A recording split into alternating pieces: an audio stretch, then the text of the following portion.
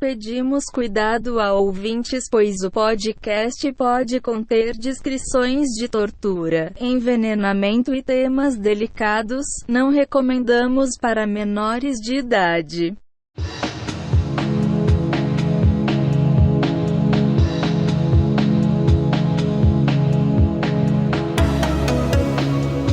Bom dia, boa tarde, boa noite, gente. Sejam todos bem-vindos ao primeiro episódio oficial do Apenas um Podcast, o primeiro episódio que a gente vai, de fato, começar a explorar a criminologia. E, pra começar em grande estilo, a gente vai falar sobre mulheres hoje, né? Principalmente sobre a Lady Bathory, uma personalidade meio polêmica, que a gente vai falar melhor sobre isso no decorrer do podcast, mas como sempre, eu não estou aqui sozinha, eu estou aqui com o meu amigo Thiago. Daí, Marisa, daí, público. Tudo bem, galera? Começamos, então, nosso primeiro podcast. Queria agradecer a todo mundo que deu seu feedback no primeiro podcast. Foi muito bom, foi muito legal ouvir os feedbacks. Também queria agradecer publicamente ao nosso querido editor, Marco Túlio Baiman. Se você gosta de um editor de podcast, dá uma olhadinha, fala com o Marco Túlio Baiman, a gente fala com a gente passa os contatos, porque ele é muito bom, um editor excelente. Confie no trabalho dele, que ele é o sexto homem aqui do nosso podcast, ou melhor dizendo, o terceiro homem do nosso podcast. Exatamente. Então, vamos começar, né? Então, primeiramente, esse caso é um caso muito antigo, eu já quero deixar isso bem claro pra vocês terem uma noção. A Elizabeth Bathory, ela nasceu no dia 7 de agosto de 1560, na atual Hungria. Ou seja, assim como a maioria dos casos antigos, tudo acerca dessas pessoas é um pouco incerto. Muitos documentos foram perdidos, muitos documentos podem ter sido alterados, muitos boatos acabaram se tornando meias verdades até chegar aos nossos ouvidos, né? Tanto que a história dela sofreu a tentativa de ser escondida, né, que foi uma coisa que trouxe meio que uma certa vergonha para a família da Elizabeth, mas também para o país em si, para aquela nação em si. Então, por muitos anos eles tentaram esconder a história dela. Então, com certeza, muitos boatos a respeito dela foram construídos e também muitas coisas foram perdidas. Então, muitas informações eu vou sempre deixar claro, tipo, ó, a gente não tem certeza sobre isso e tudo mais, porque eu acho importante, né, a gente não pode falar com a certeza de uma coisa que aconteceu há tanto tempo atrás. Bom, outro ponto importante da história, né, ela se passava na Hungria, e também uma coisa que vai influenciar muito ao longo de toda a história da Elizabeth foi o berço de ouro que ela nasceu. A família dela era muito rica, muito poderosa naquela região. Era uma família de aristocratas, de classe média classe média não, né? Classe altíssima, né? Altíssima. Tanto que ela falava várias línguas, né? Ela falava húngaro, eslavo, grego, latim, alemão. Então não era uma pessoa que tinha uma formação simples, é uma pessoa que tinha uma formação bem pomposa, tinha acesso a vários recursos. Então isso dá para ter uma noção de quão rica e influente a família dela era. Então os casos dela serem escondidos é muito também, como a Marisa disse, uma vergonha da família tentando esconder esse passado. Sim, e além disso, ela era uma mulher e ela teve acesso à educação. Então já dá pra ver que a família não era qualquer uma. Eles tinham como prover isso pra filha deles. E outra coisa sobre quando a gente procura sobre a infância dela, não tem muitas informações mesmo. E até uma coisa que era comum na época eram os castigos corporais, principalmente para as pessoas que trabalhavam no castelo da família, né? Os funcionários da casa eram vistos literalmente como propriedade. Então durante a infância da Elizabeth, ela via esses castigos acontecerem, ela viu esses servos serem chicoteados, era uma coisa considerada até meio que normal para os padrões da época, né? Tem várias histórias de que dizem que ela viu um homem ser punido por roubo e costuraram o corpo dele junto com um cavalo e que ela viu aquilo, ela dava muita risada. Então, de certa forma, esse lance da tortura, de morte, foi uma coisa que foi naturalizada na vida dela, tanto pela cultura da época, vamos dizer assim, e tanto por ser uma coisa que ela viu desde sempre, que só vai ser influenciada por outras pessoas que vão aparecer ao longo da história dela. Sim, pelo da família dela também. E a gente tem que lembrar que ela nasceu em 7 de agosto de 1560, né? Que é na atual Hungria, né? Que a gente entende, como geógrafo, eu já tenho que dar meus pitaquinhos aqui. Na atual Hungria, porque o mapa que a gente conhece hoje não é bem o que tinha em 1560. Então, a família dela era rica, poderosa, tinha influência e desde criança ela via essas torturas e aquilo. Quando você vê muito isso, você naturaliza isso e para você é comum, parece comum, frívolo, e aí a gente vai vendo que isso vai moldando a personalidade dela. tanto como jovem, tanto quanto adulta, né, Marisa? Sim, e outra coisa importante saber é que os pais dela eram primos, ou seja, era uma relação de endogamia, né, quando parentes se casam, isso era uma coisa muito normal entre famílias nobres, né, e se sabe hoje em dia que casamento entre pessoas da mesma família, irmãos ou primos, podem causar vários problemas de saúde, tanto física quanto mental. Existem vários reis que se sabem que levaram a ter doenças mentais, que levaram a loucura, literalmente, né, por conta da endogamia desses casamentos. E também existem alguns registros que dizem que a Elizabeth tinha ataques epiléticos quando ela era criança, que é outra coisa muito comum que pode acontecer por conta da endogamia. Explicam mais para o nosso público o que é essa endogamia, Marisa. Então, as famílias ricas antigamente, elas queriam manter esse sangue puro e manter a mesma linhagem. Então, as famílias que eram nobres, elas acabavam estimulando que parentes, né, irmãos, que primos se casassem para que tudo ficasse ali entre eles, que as riquezas não fossem repartidas com outras pessoas. E por conta de fatores genéticos, né, hoje em dia a gente sabe, que nem eu disse, que isso pode causar diversas doenças, e doenças podem ser transmitidas. Por exemplo, a rainha Vitória, ela tinha um problema sanguíneo que praticamente espalhou por toda a Europa por conta da endogamia, que vai até chegar na família russa dos Romanov, em que o filho mais novo deles sofria dessa doença e praticamente não conseguia nem parar em pé por conta disso. E aí quem entra, agora saindo um pouco do podcast, mas quem entra nessa história é muito interessante, é mais interessante que a família Romanov, é o Rasputin, que é um caso à parte. Eu acho muito engraçado a história do Rasputin e a lenda que se cria com esse cara.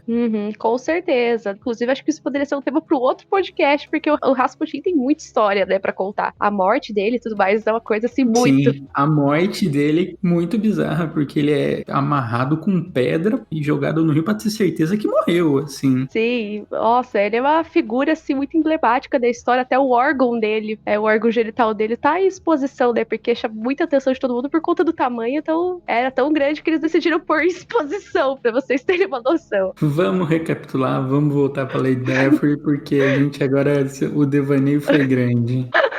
Desculpa, gente, mas nossa descrição a gente é um pouco aleatório. Mas, né, outra coisa que era normal nessa época era casamentos e noivados muito cedo. A Lady Bathory, ela noivou com o primo dela quando ela tinha 10 anos. O nome desse príncipe, que também era primo dela, era Frederick Nadaz. Os nomes são todos muito difíceis. E ela se casou com ele com 14 anos, no dia 8 de maio de 1574. E pra vocês terem uma ideia, teve 4.500 convidados nesse casamento. Que festão, hein? Esse número é absurdo. Você pensa agora uma festa com isso, quanto que seria? Imagine em 574. Exatamente. E além disso, né, o Frederick decidiu dar um presente bem humilde pra ela no casamento. Ele decidiu dar um castelo que ficava no alto de uma colina. O nome do castelo também é uma palavra bem grande, mas é Zederit, vamos dizer assim. Ele deu esse castelo existe até hoje, inclusive você pode visitar esse castelo. E esse castelo vai ser onde vai acontecer todos os crimes que a gente vai falar daqui a pouco. Depois disso tudo, depois de ela casar, o que acontece? Ela demora 10 anos para ter o primeiro filho dela,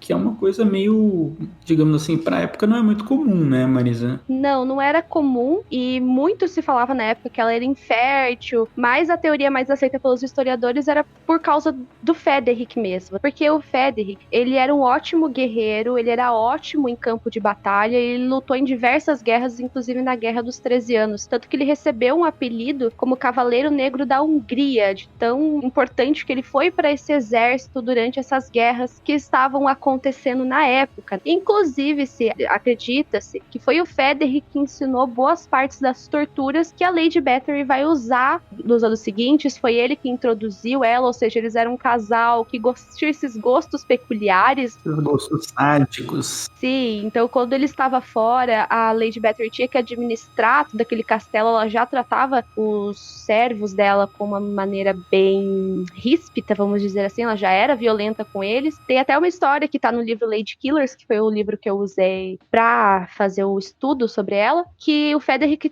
teria presenteado ela com uma luva que tinha garras de ferro para rasgar as peles dos servos dela. Então, tipo, ele dava presentes. Uau! Sim, ele dava alguns presentes, assim, pra ajudar nas torturas. E essas torturas, como eu disse, todas elas aconteciam no castelo, nas masmorras que tinham nos castelos. E esses boatos que o casal estava acima da lei, que eles nunca sofriam nada, eles podiam fazer as maiores barbaridades possíveis. E por que eles se safavam dessas barbaridades, Marisa? O que eles tinham de tão especial para se safar de tudo isso? Assim, eles faziam as maiores barbaridades, maiores atrocidades e passavam impune como? Isso que eu não entendo. Da mesma forma que muita gente passa impune hoje, através do dinheiro, não é? Porque eles eram tão ricos que eles emprestavam dinheiro pro rei da época. O rei precisava de dinheiro para continuar nessas guerras que estavam acontecendo, para que ele não perdesse mais território e tudo mais. Então ele estava literalmente em débito com os dois. Ou seja, como é que o rei vai atrás, vai abrir uma investigação com uma pessoa que tá ajudando a manter a guerra, que tá dando dinheiro para ele? Então não era interessante nessa época abrir uma investigação contra eles. E além disso, né, uma coisa que vai influenciar muito é que as vítimas, principalmente dessa primeira fase, foram todas garotas simples, camponesas, que trabalhavam ali, ou seja, elas não eram pessoas importantes para a sociedade, assim, das pessoas ricas. Então, meio que por mais que houvesse os boatos entre os camponeses, as histórias que aconteciam nesse castelo não ia pra frente. Por quê? Porque era a filha do camponês e tudo mais, então não ia pra frente a investigação justamente por conta disso. E lembrando, né, gente, a gente tá numa época feudal, e a gente fala do feudalismo, do final do feudalismo, acredito eu, e que tinha reis, os reis precisavam guerrear para conseguir território, para conseguir recursos. Então, isso era de suma importância para conseguir manter o status, e eles ganhando, eles conseguem manter o status que eles têm com o rei e fazer o que quiser. Basicamente, terra de ninguém. Exatamente. Aí a gente chega numa fase da vida dela que foi muito crucial e que ela acabou meio que, vamos dizer assim, piorando e aí, de fato, fazendo mais vítimas fatais, que foi quando o marido dela, o Frederick, faleceu. A Lady Bathory tinha 44 anos, isso foi no ano de 1604. Ela já tinha esse gosto pela tortura, né, mas aí esse gosto acabou se tornando uma obsessão. Só que vale lembrar que, na maioria das vezes, em grande parte desses casos, ela não agia sozinha. Ela tinha um grupo de amigos que agiam junto com ela, inclusive uma dessas amigas, ela era bruxa, era uma bruxa que todo mundo falava que era a bruxa da floresta, eles agiam todos juntos dentro do castelo, todas as pessoas também de alta sociedade, eles faziam esse clubinho da tortura, todo mundo junto ali nessa situação, porém se sabe que realmente a que tinha mais gosto e a que era mais violenta mesmo era a Lady Bathory. Era o clubinho do sadomasoquismo, né? Era o clubinho do sadomasoquista, exatamente. E ela atraía essas garotas, a maioria foram meninas, né, de entre 10, 14 anos, para trabalhar pro castelo dela. Dizem que ela tinha uma preferência por garotos fossem virgens, elas atraíam essas garotas e qualquer coisa que elas fizessem de errado já era justificativa para haver essas torturas. Quebrou um prato, estava costurando e acabou dando um nó errado, já era o suficiente para elas serem levadas para as masmorras, serem torturadas até a morte. Uau, realmente. E as torturas eram bem pesadas. Eram dedos cortados, açoites, queima-mão, banho gelado em clima de extremo frio. Eram várias torturas, várias coisas bem pesadas que elas faziam. E lembrando, tinha todo aquele background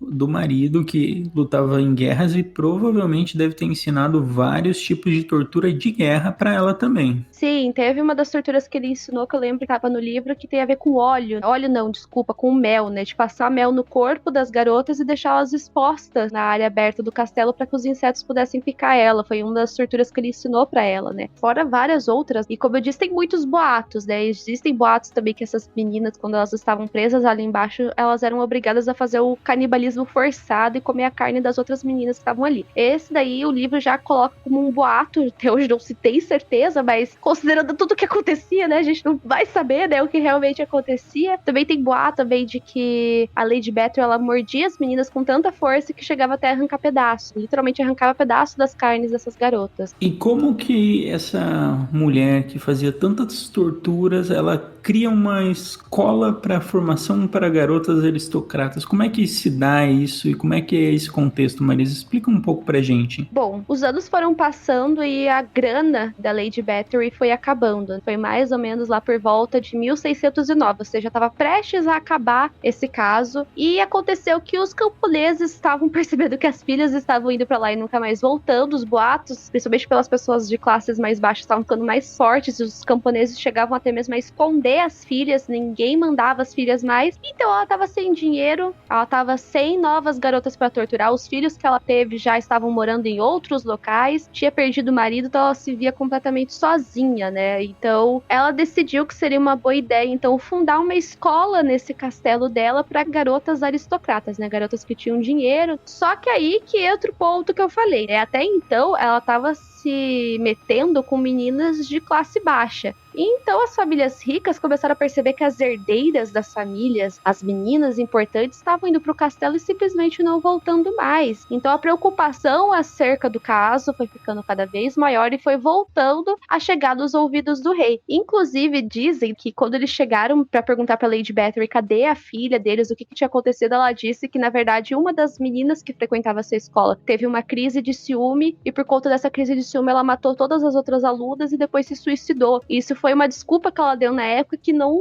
colou, o pessoal achou mais estranho ainda, e foi aí que em 1610 eles oficialmente abriram as investigações, e houve muitas testemunhas, houve 306 testemunhas no caso da Lady Bathory, só pra vocês terem uma noção, era muita gente, eu ouvi tudo isso de gente. Gente, lembrando que isso deveria ser num reino que deveria ter muitas poucas pessoas, e também isso é 1610, é muito, muito distante, assim. Hoje, se for chamar esse número de testemunhas, o caso já seria gigante, duraria anos para ser condenado. Então imagine naquela época, e sem contar que é aquilo que a Marisa falou, no começo, quando eram garotas de classe baixa, não chamou atenção, o rei podia fazer aquele passar panos quentes ou fingir que não olhou, mas já quando eram garotas aristocratas, a história mudou um pouco de figura, e aí esse caso foi para frente. Mexeu no dedo das pessoas ricas, né? O rei começou a ter que abrir uma investigação. Ele estava muito confuso sobre o que ele ia fazer, porque eu disse ele era amigo da família, ele era amigo da Lady Bathory, ela emprestava dinheiro para ele. Então, ele começou a ouvir várias pessoas, ele começou a ouvir inclusive os filhos da Lady Bathory, eles falaram que simplesmente ele tinha que resolver logo isso e esconder o mais rápido possível, porque ele não podia trazer essa vergonha para a família deles. A princípio, ele até achou que pelo que aconteceu, pelas coisas que foram ouvidas, de que ela deveria ser condenada à pena de morte. Qualquer outra pessoa, assim, que não fosse rica, seria condenada à pena de morte. Porém, a família da Elizabeth começou a implorar pro rei para que ela fosse condenada apenas à prisão perpétua dentro do castelo dela, né? Na verdade, ela não foi... parece que soa não ruim ficar presa num castelo pro resto da vida. Parece que, foi de boas. Mas não, ela ficou presa no quarto dela, especificamente do castelo dela. Ela ficou presa lá, essa foi a sentença dela, e ela se manteve lá até o dia da morte dela, foi no dia 21 de agosto de 1614. Hoje em dia não se sabe a localização do corpo dela. Se você for lá no local onde eles guardam os corpos da família Bathory, o corpo dela não está lá. Era pra estar lá, porém ninguém sabe o que aconteceu. Mistério. Mistérios. E essa história, como eu contei, ela ficou escondida por muito tempo, até que em 1729, essa história acaba voltando para os ouvidos das pessoas e acaba sendo publicado um livro após a morte da Elizabeth, chamado Trágica História, que conta sobre o que aconteceu nesse castelo. Só que assim, esse caso tem muitas controvérsias, e agora acho que a gente tem que entrar nessas controvérsias, e uma delas é o real, quer dizer, número de vítimas que aconteceu, né? Se você entrar lá no Wikipedia ou em qualquer lista de maiores serial killers da história, a Lady Bathory provavelmente vai estar em segundo lugar, e se você entrar em qualquer lista dos maiores assassinos da história, a Lady Bathory vai estar ou em segundo, que eu falei, ou vai estar em primeiro se for uma lista só de mulheres. Porque tem sites que colocam que ela fez 650 vítimas. Porém, eu tava lendo o livro e 650 foi meio que tipo um boato que aconteceu de uma funcionária da casa que disse que ela achou um livro e que nesse livro tinha o nome de todas as vítimas e eram 650. É um número bem absurdo. Porém, tem gente que acha que ela tenha feito entre 185 a 200, quase 300 vítimas. O número continua gigantesco, mas essa é a primeira grande controvérsia da história. A gente não tem precisão de quantas vítimas realmente foram. Se até hoje nos casos de assassinato ainda é difícil, por exemplo, o próprio Ted Bundy, vamos dizer, um caso um pouco mais recente. Até hoje todo mundo acha que ele fez muito mais do que 37 vítimas. Nessa época é muito mais difícil ainda de ser calculado. Sim, tanto que eu tô vendo aqui, como você falou da Wikipédia, fui lá, abri o Wikipédia e ela tá como dentre os assassinos com o maior, porque aqui diz lá, vítimas possíveis, mais de 650 pessoas, principalmente mulheres virgens no intuito intuito do uso de sangue de seus corpos para consumo, beber e banho visando o resultado da beleza eterna. Me conta essa história, Marisa. Agora vir tomar banho de sangue para beleza eterna, juventude, ela virou vampírica? Foi aí que entra a grande polêmica da história, né? Ela tomava banho de sangue ou não? Isso é um mito ou não? Para a maioria dos historiadores, isso foi um mito criado a respeito da Lady Bathory, essa coisa vampirística. E essa menção a banho de sangue aparece nesse livro que eu falei de 1729. Mas o que os historiadores veem isso? Isso não acontecia e que por ela ser uma mulher, a maioria dos casos das mulheres, eles tentam justificar. Porque ela fazia isso porque ela queria o dinheiro do marido. Porque ela fazia isso porque ela queria vingança. E no caso da Elizabeth, ela fazia isso por vaidade. Então eles sempre tentam achar justificativas palpáveis pros crimes do que apenas dizer ela fazia isso porque ela era cruel, ela fazia isso porque ela gostava. Então dá mais sentido pra maioria das pessoas, porque muitas vezes a gente não consegue ver a mulher como uma pessoa que consegue ser cruel, consegue fazer isso por prazer. E era o caso dela. Mas o que se sabe é que, de fato, as torturas que aconteciam lá nas masmorras, elas eram tão intensas, elas eram tão absurdas que, de fato, ela saía coberta de sangue. Tanto que se sabe que durante as torturas ela até saía pra trocar de roupa, porque a roupa dela ficava encharcada de sangue. Muito do sangue dos corpos eles eram drenados, né? Mas não porque ela tomava banho de sangue, mas sim pelo nível de violência. Pelo sadismo da situação, né? Pelo sadismo, porque provavelmente ela devia ter algum nível de excitação, não necessariamente sexual, mas algum nível de satisfação, aquilo te dava algum prazer para ela. Torturar pessoas deviam dar prazer, e pelo que tudo indica, ela gostava disso, de fazer de uma forma bem violenta. E agora eu vou ter que endereçar o elefante na sala para mim, que é a questão dela. Matou 650, ela é a maior serial killer do mundo. Vamos lá, vamos dar uma de Thiago um pouco chato, assim. Eu sei que algumas pessoas vão achar estranho eu tô fazendo esse tipo de questionamento, porque não é um questionamento que é muito feito. Eu vejo em vários podcasts que eu ouço, em vários livros que eu leio. Ela é considerada como serial killer. E, gente, vamos lá, isso me cheira um terrível anacronismo histórico. E o que é um anacronismo histórico? É você tentar ver o passado com os olhos do futuro. E, querendo ou não, serial killers é um termo que vai existir muito tempo depois, tá? Então, dá pra dizer que ela matou várias pessoas? Dá. Dá pra dizer que ela é uma serial killer? Eu não diria isso. Eu diria que ela matou várias pessoas. Thiago, você tá sendo chato, isso não faz diferença. Pra mim, eu sou geógrafo de formação e tenho uma mãe historiadora. E várias vezes quando a gente falou sobre isso, eu comentei sobre esse caso, e o outro caso que a gente vai trazer aqui, que é o de Gilead no podcast hoje, falar sobre serial killer e falar sobre serial killer de uma coisa que aconteceu em 1580 é um anacronismo histórico muito difícil, porque assim, o que é um anacronismo? Consiste em você usar um conceito, uma ideia de uma época para analisar um outro tempo. Então você está analisando o passado com os olhos do futuro. É uma coisa estranha. Eu sei que as pessoas devem achar estranho, é uma coisa diferente, mas é uma coisa que a gente tem que se ater e se preocupar. E eu como podcast, quero trazer essa visão. A gente não pode ficar tentando ter esse revisionismo histórico de dizer que ela é uma serial killer. A gente pode dar um outro nome para ela. Aqui, agora, não sei qual nome eu daria para ela, mas ela não é uma serial killer. Para mim, ela não é. Para mim, cheira anacronismo histórico. E isso, a gente tem que se entender como isso funciona para que conceitos e termos não sejam usados em tempos diferentes, para que a gente possa entender o passado com os olhos do passado. E depois dessa polêmica, a gente vem com mais duas polêmicas pra gente encerrar esse caso e ir pro próximo, que muitos historiadores, eles tentam limpar a história da Lady Bathory até hoje. Eles falam que pode ter sido uma armação e que o rei tenha feito isso apenas para conseguir as posses de terras que a Lady Bathory possuía. Porém, para muitos historiadores isso não faz sentido nenhum, porque realmente existem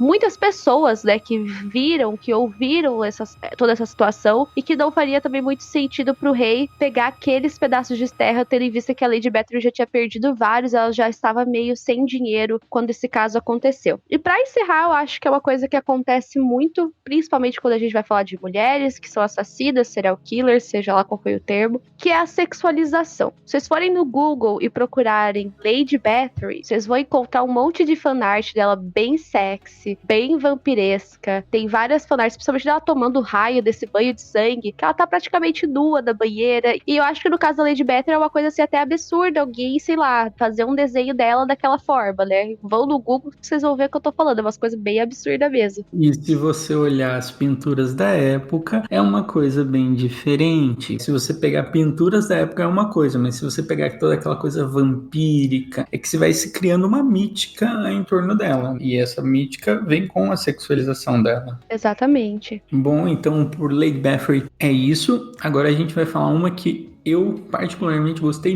muito de pesquisar, que é da Giulia Tofana, que é uma italiana que nasceu em 1620, então a gente escolheu hoje para pegar casos bem antigos, assim. A gente não tem muito material para trabalhar, a gente tem algumas coisas que a gente lê de livros de história, como a gente disse já no podcast 0, algumas coisas que a gente usa como base, mas é bem difícil trazer esses casos porque a gente não pode dar detalhes e notícias da época, porque é um pouco difícil, mas esse da Giulia Tofana eu fiquei muito impressionado, e depois, lá pro final, eu vou dar minha opinião sincera, Thiago, sobre o caso dela. Então vamos lá, a Giulia Tofana, ela nasce em 1620, na Sicília, na Itália, e ela passou por uma família que tinha um conhecimento farmacêutico, e esse conhecimento farmacêutico vai ser o que vai proporcionar o grande nome dela como a envenenadora de homens. Então, vamos explicar melhor essa história, Marisa. Vamos lá. A Giulia, ela nasceu dessa família de farmacêuticos e até hoje isso é uma coisa que é meio imprecisa na história. Porque meio que ou ela ou a mãe dela, os historiadores não têm certeza de quem foi que inventou o tal do aquatofana, gente. O aquatofana foi um veneno que ela começou a usar pra vender pra mulheres que tinham interesse de se livrar do marido delas. Aquele lance da gente tem que olhar com os olhos do passado, que nem o Thiago falou. E nessa época, se uma mulher queria ser viúva, independente de quão lixo, de quão tóxico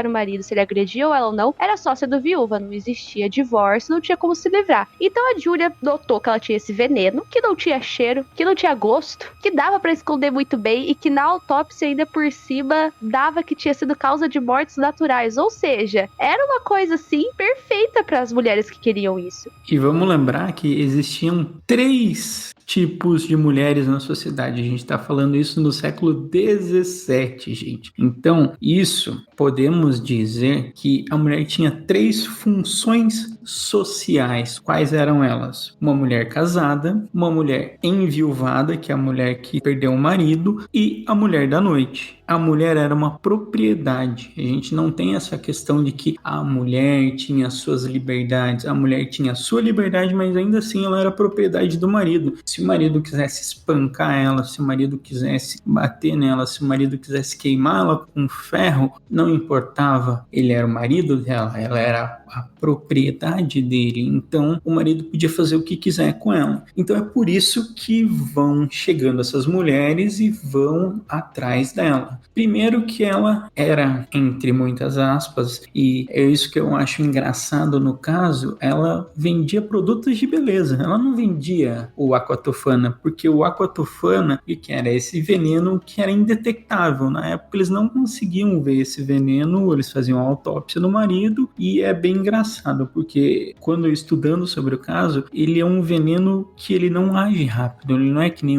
aqueles venenos que você toma aí morre rápido. Ele é um veneno que vai fazer efeito lá pro 4º, 5º dia, e no 4º, 5º dia você literalmente bateu as botas. Sim, exatamente, tanto que geralmente as mulheres, elas compravam essas maquiagens e geralmente a mistura do bem aos poucos da comida, na bebida, porque como eu falei, não tinha gosto, né, então o marido não tava percebendo que ele tava sendo envenenado. E tá aí, como é que tá? Tá aí o pulo do gato, né, tá aí o lance que começou a fazer sucesso, né, porque estima-se que a Giulia tenha ajudado mais ou menos a assassinar, vamos dizer assim, 600 maridos, ou seja, ela ajudou umas 600 mulheres a se livrar dos maridos dela. Que nem da Lady Bathory, esse é um número que se estima-se, né? Não se tem certeza, mesmo assim é um número bem impressionante. A Júlia tá bem parecido com essa, ela tá quase nesse número, 600. E só para o nosso público saber mais ou menos o que é esse álcool que eu tô falando, ele continha principalmente arsênio e chumbo. Então era um líquido incolor, insípido e, portanto, era muito fácil de misturar com água, vinho e você servir em refeição. Porque ele não tinha cor, ele não tinha cheiro, você não conseguia detectar ele quando fazia uma autópsia. Então, para essas mulheres que eram agredidas, que eram violentadas em várias vezes, elas usavam isso para ficar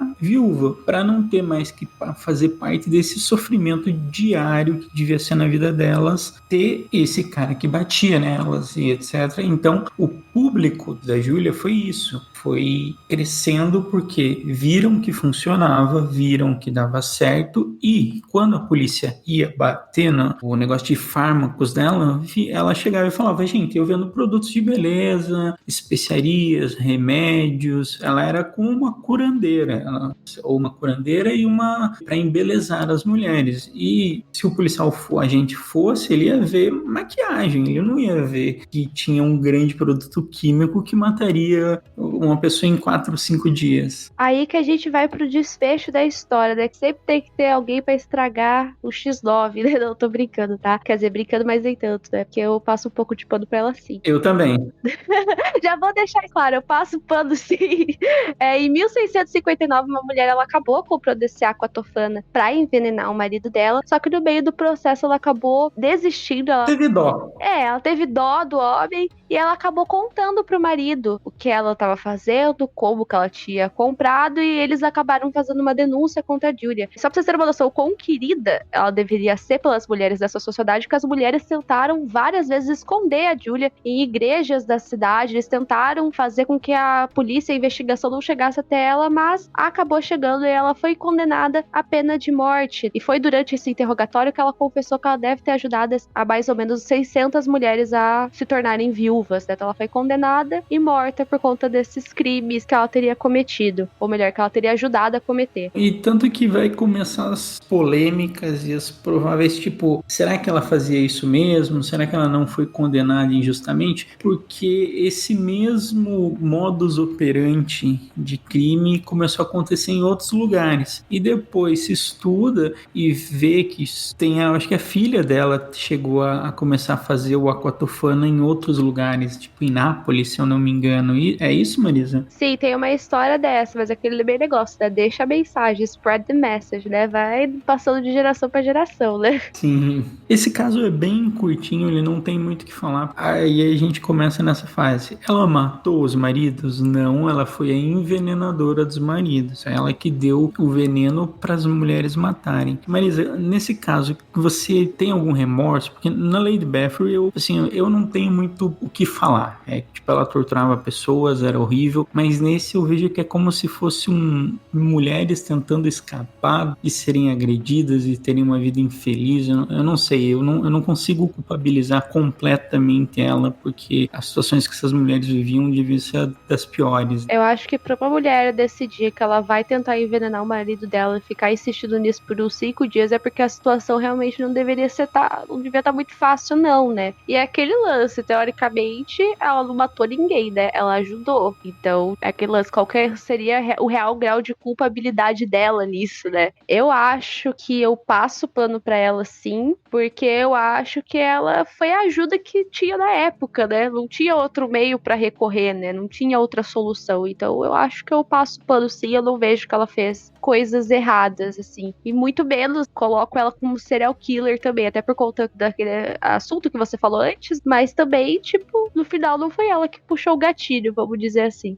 Ela foi apenas uma válvula de escape, né? Num lugar onde não se existe justiça para mulher, as mulheres vão tentar achar justiça das piores maneiras.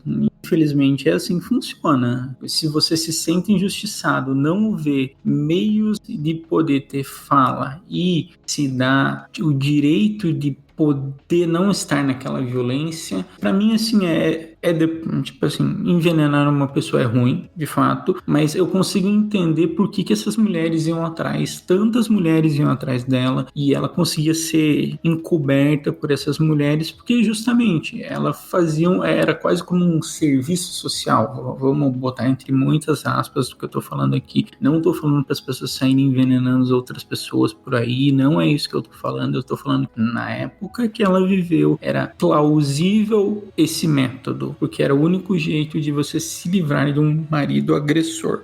Bom, então esse foi o caso de Gilia Tofana, que foi a grande envenenadora de maridos, e que essas mulheres se livravam dos seus casamentos problemáticos, se livravam entre muitas aspas dos casamentos problemáticos. Marisa, deu os seus 5 centavos, é porque assim, eu sou homem, eu vejo um pouco de dificuldade para falar isso, mas a gente vive num Brasil que, sei lá, a cada 2 minutos tem um caso de agressão contra a mulher. Como mulher, como você vê isso? Eu acho, sim. Sempre quando esse foi um caso que eu já fiz vídeo pro TikTok e eu também já falo sobre ele na live. Percebo que as mulheres sempre ficam muito emocionadas quando elas ouvem esse caso, sabe? Elas acabam vendo a Julia e também tem uma outra serial que ela é classificada como serial killer, que foi conhecida como Milena Quaglini, que pode deixar esse caso para um próximo podcast, porque ele é bem interessante também, que é conhecida como a serial killer de estupradores e pedófilos. E eu percebo que as mulheres sempre elas ficam muito emocionadas, assim, quando elas veem essa história e elas acabam vendo essas mulheres como possíveis anti-heroínas, vamos dizer assim, sabe? Então eu acho, assim, que como mulher, a gente fica meio assim, tipo, nossa, que história. E também que situação, né? Um pouco deprimente pensar que, como eu disse, não havia outra solução, mas eu entendo quando eu vejo a reação delas quando eu conto esse caso, de ficarem meio que com essa emoção, assim, de pensar, nossa, que anti-heroína, nossa, eu passo pano. Se você entrar no meu vídeo sobre ela, só tem uns 1000 comentários, de verdade, todo mundo falando, passo pano sim. E vocês que lutem, tipo. Então eu acho que eu, como mulher, vejo dessa forma. Bom, é isso que a gente tem. Por hoje o podcast foi esse. Vamos aqui, já que eu tô com a lista de assassinos em série, eu vou te mandar aqui pra gente comentar um desses assassinos e vamos ver se o nosso público coloca um desses pra votação pra gente fazer. Pode ser. Um que eu li aqui que eu sei que você gosta é Pedro Rodrigues Filho, conhecido como Pedrinho Matador. Nossa, o Pedrinho, ex-matador, tá? É o nome era o nome do canal. O nome do canal do YouTube dele é Pedrinho Ex-Matador, tá, gente? Já foi. Então, temos o Pedrinho Matador, nosso representante do Brasil, na lista dos maiores serial killers do mundo. Vamos lá, Brasil! Vai, Brasil! Meu Deus do céu. Algum título a gente tinha que ter, né?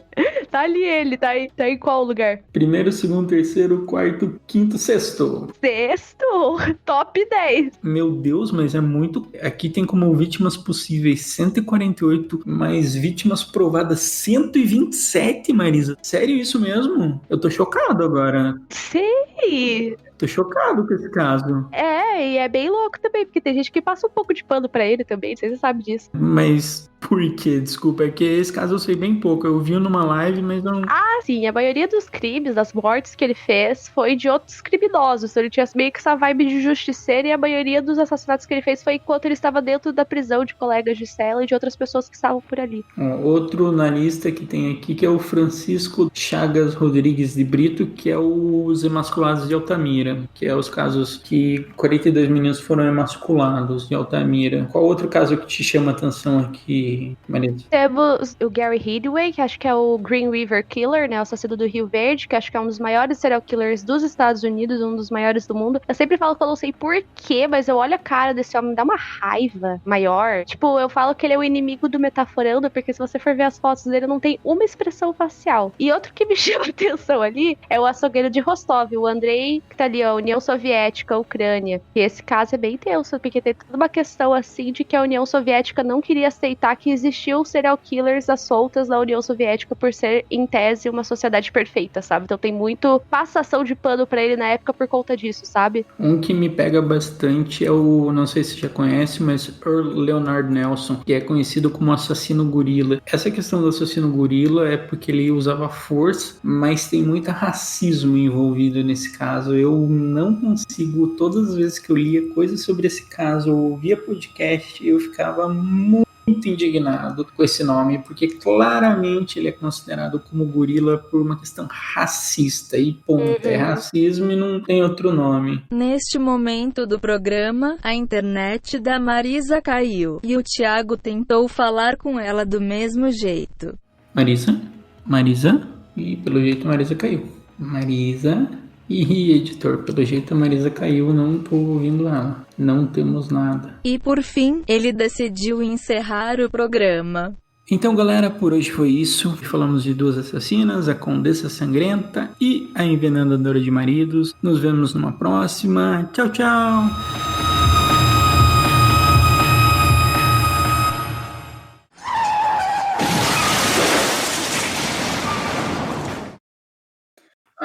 Deixa eu colocar o timer, porque senão o Marco Túlio mata a gente. Bora começar então? Pode começar, Marisa. Bom dia, boa tarde, boa noite, sejam todos bem-vindos. Opa, falei tudo errado, vou começar de novo. Tranquilo. Tô falando desde as 8h30 sem parar, vou começar de novo. Tá com água pra tomar? Tô, Guaraná, na verdade, mas vamos lá. Ok, vai lá.